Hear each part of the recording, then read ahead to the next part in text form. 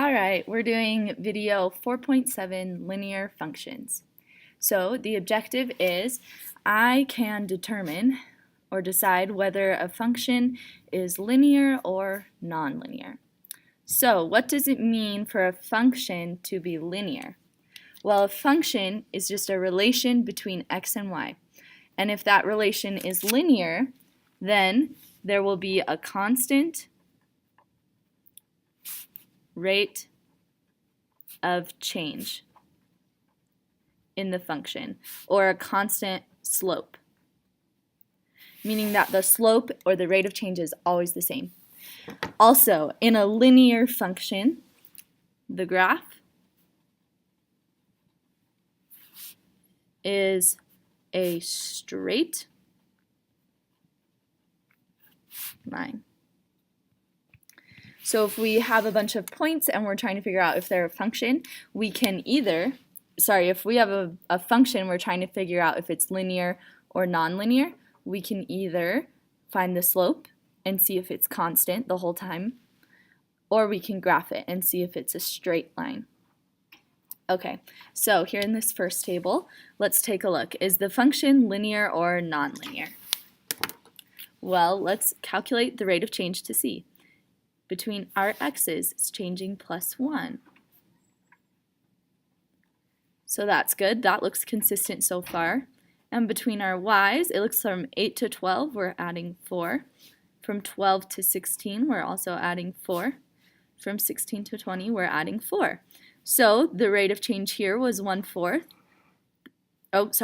The rate of change here was y over x, 4/1. The rate of change here was 4/1. And the rate of change here was 4/1. 4/1. So we can say this table shows a linear function. And we know that. We need to explain. So we're going to say because rate of change is constant. Awesome. Let me zoom out a little bit. Okay, let's do the next one. So over here, nice and easy, the rate of the change stayed at 4 the entire time, so we could say it was linear. Now, over here, let's take a look. Here, we're adding 2 for the change in x. We're adding 2. We're adding 2. Okay, so good so far. Here, from 5 to 3, we're subtracting 2. From 3 to 0, we're subtracting 3. And from 0 to -4, we're subtracting 4. So the rate of change here is -2/2, -3/2, and -4/2. This simplifies to -1. That's simplified already. And this simplifies to -2. So it looks like we have 3 different rate of changes here in this table for this function. So that means the relationship between y and x does not have a constant slope. So we're going to say it's non-linear because rate of change is not constant. All right. Yeah, we had a rate of change of -1 between those points, and -3/2 here, and -2 here. All right, let's do this one. The change between x, we're subtracting 2, subtracting 2, subtracting 2.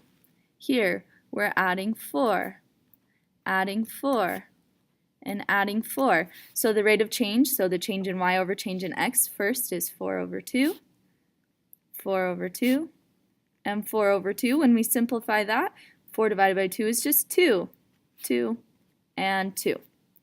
So, looks like this is a linear function because the slope, or the rate of change, is constant.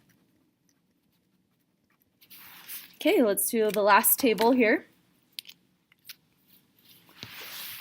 The change in x, first we're subtracting 2, subtracting 1, subtracting 2. It's important that even if you notice an inconsistency at first that you keep going and you simplify the rates of change. Here the change is 0, the change is 0, the change is 0. If we do y over x for the slope, the change in y is 0, the change in x is negative 2. The change in y was 0, the change in x was negative 1. Change in y was 0, change in x was negative 2. Well, 0 divided by anything is always 0, 0, and 0. So we actually do have a constant rate of change where all the slopes are 0. So, whoops, hopefully you can see that. We're going to call this linear because the slope is constant.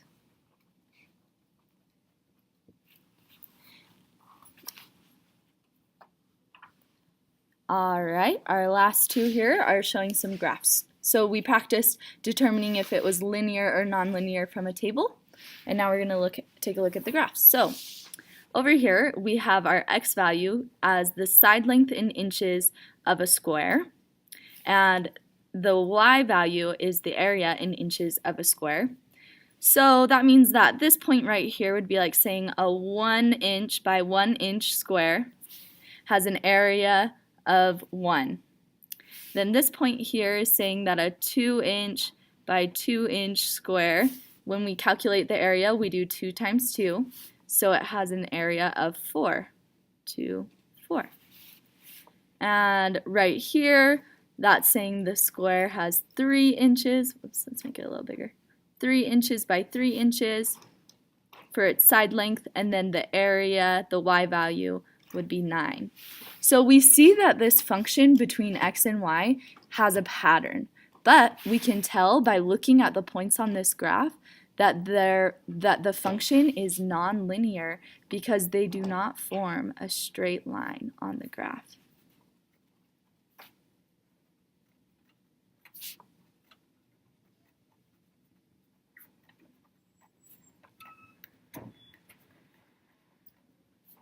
The graph is not a straight line. All right, last one. Whoops, there we go. The graph is not a straight line. Now looking at this one, the depth of water in a vase.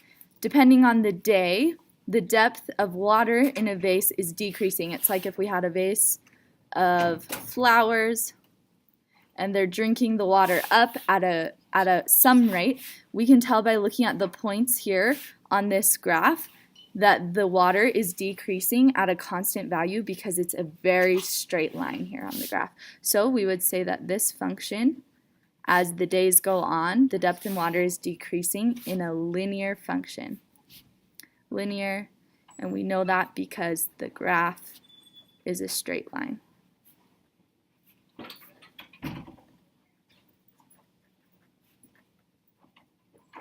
So on Canvas, you're going to write the difference between, whoops, extra E, difference between linear and non-linear. And submit this, your explanation to the answer to this on Canvas. The difference between linear and non-linear.